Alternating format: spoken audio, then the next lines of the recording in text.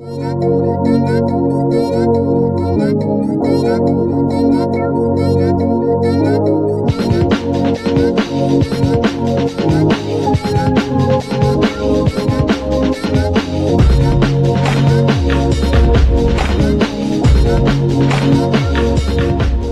wonderful people.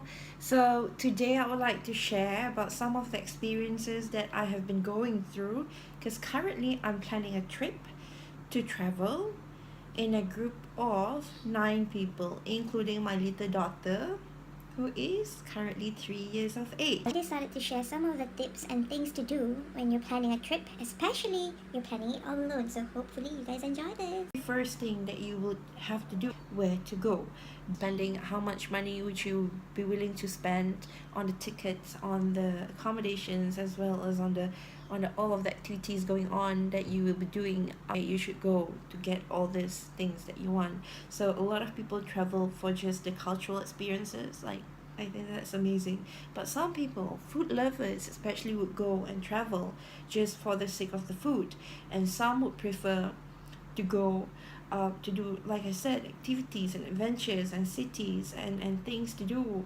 And some people just want to relax and just want to chill and lie down by the beach, and that's fine too. Okay, so once you have chosen your destination, obviously you would need to buy the flight tickets. Again, how much money you're willing to spend. Some people are planning to travel cheap. A lot of people, try their best to travel as cheap as possible. So they wouldn't mind spending time preparing or surveying for tickets months and months before, just to grab whatever offers that they can get. There are quite a lot of websites nowadays that provide comparison of prices, so I guess it might help. In our case, we compare prices using www.skyscanner.com. I'm going to include that down below, and I believe there are quite a lot of other websites that compare cheap prices. If you have any suggestions, then I would really appreciate if you could just comment in the comment section on what websites do you use, because I would love to check out other websites as well when traveling. Why not? Okay, once you have sorted everything out, you might need to consider the kind of transport that you're planning to take when you get to the place where you're going. So there are obviously a lot of options that you can take. I think you can do this by searching online and trying to find out where and how do people get from one place to another. Some of the countries requires international license for you to be able to drive. Some of the countries allows you to drive using our Malaysian driving license. Again, be prepared. Next is navigating. Since we'll be taking cars, it's really important for us to consider how we're going to navigate. Of course, you can use internet, you can use Google Maps. However, there are also possibilities that it might not happen. So what we're gonna do is we will bring our own GPS. Sometimes it's a requirement for you to have a valid passport when you're buying the flight tickets, but most of the time it's not really. Like, they don't really check your passport when you're buying the tickets. So you really have to make sure that your passport is valid 6 months before, 6 months after you're planning to come back. Okay, and you have to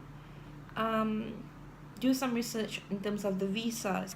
Some countries require specific visas from us Malaysian to have before we can enter the countries. So you have to do your research. You also have to consider what you're going to eat. And so our group, well, we're planning to bring some of the stuff from home and some instant food to eat while we're traveling. It's really important to consider what kind of devices are we planning to bring, and how to get them charged. One of the easiest um, way is to bring an adapter, international adapter that suits all types of PowerPoints. Nowadays, there are quite a lot of apps that would help you from time to time, especially when you're traveling.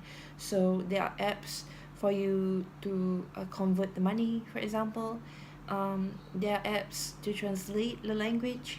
So and there are other apps to navigate and things like that. So if you are going on a trip, I think it would be helpful for you to download these apps beforehand. Do your research on what kind of apps that you like to have with you when you're traveling, and some of the apps that you can use offline in case you don't get internet access, or you have problems with your phones connecting and staying in touch. So yeah, download the apps. You can also consider some of the personal items that you would want to have with you. So some people would prefer to have the neck pillow with them when they are flying. Some would have to have earplugs and things like that. For security purposes, it's also helpful for you to make a copy of your passport and your traveling plans and leave it at home, or leave it with someone you trust back home. At the same time, print them out and print them out and make sure that someone at home knows where you're going, your plan and everything. And at the same time, you can scan the passport and your travel plan and make sure it's online on your email, something that you can access to if emergency happens. In terms of how you will be spending, it's always helpful to have some local cash with you to go by, okay? And you have to make sure that you are set in terms of the money. Sometimes it is cheaper to withdraw money from the ATM or to change in the banks, because they won't have as much charges as some of the money changers. But I guess it depends, okay? You can compare them beforehand. And it might be helpful for you to call the banks, the local banks that you use, and confirm whether you'll be able to use your ATM cards or credit cards when you're overseas. Some of the mistakes I made before was that I was not prepared in terms of credit cards. Thus, it was horrible experience not having money and not being able to spend on things that you really want. But I guess lesson learned. So once you have chosen the flight tickets, once you have chosen a destination, once you have bought the flight tickets, the next thing that you might need to consider is accommodation. Okay, how would you plan? Well, how are you planning to spend the days, or where are you gonna sleep? Where will you be sleeping?